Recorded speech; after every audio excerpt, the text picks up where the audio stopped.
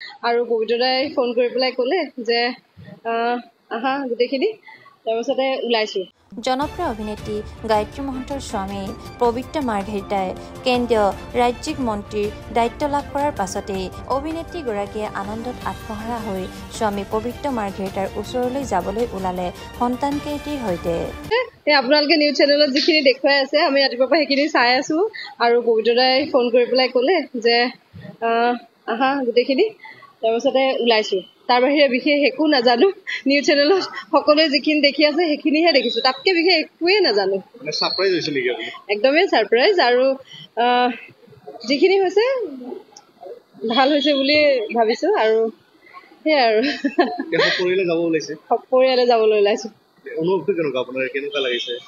মই ভাবিছোঁ এতিয়া মই কিবা কোৱাৰ আগতে আচলতে তেওঁলোকে গোটেই কামখিনি তেওঁলোকৰ হৈ লওক, শপত গ্ৰহণকে ধৰি বাকী যিখিনি তেওঁলোকৰ নিয়ম নীতি আছে সেইখিনি হৈ লওক, তেওঁলোকেও নিজৰ মন্তব্যখিনি আগবঢ়াওক। আমিবিলাক শেষত, আমিবিলাক পিছত আৰু